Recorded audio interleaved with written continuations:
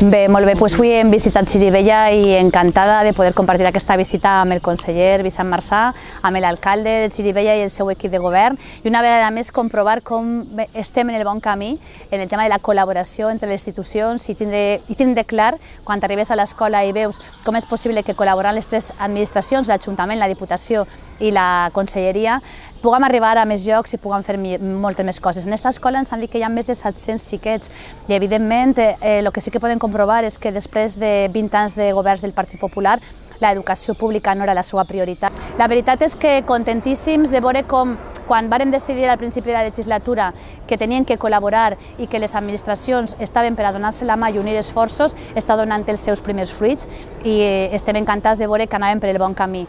Primer que res és agrair tant a l'Ajuntament com a la Diputació de València, a la vicepresidenta de la Diputació, a l'alcalde, regidors, regidores de la Corporació de Xirivella, la bona acollida que he tingut. La veritat és que he estat molt content de poder visitar Xirivella i sobretot poder planificar i treballar conjuntament. Avui hem fet una visita que demostra que tres administracions treballen conjuntament per tal de millorar la vida dels nostres xiquets i xiquetes, de millorar la vida de la ciutadania i encarar sobretot a millorar l'educació. En aquest sentit hem estat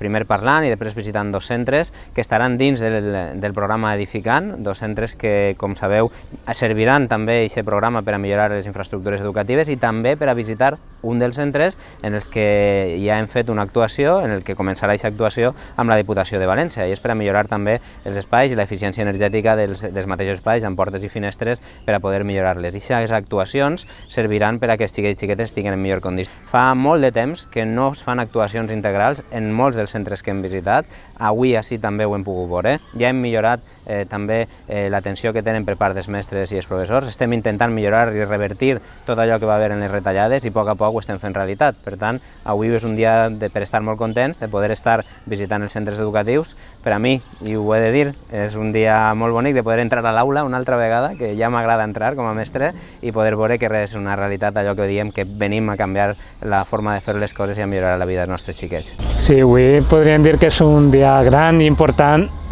per a Xirivella, perquè des d'aquest equip de govern que representa l'educació sempre ha sigut molt important, és un tema cabdal de l'equip de govern i quan venen dues administracions tan importants com és la Generalitat, des de la Conselleria d'Educació i la Diputació, per anunciar inversions i millores en les escoles, és per estar contents i satisfets.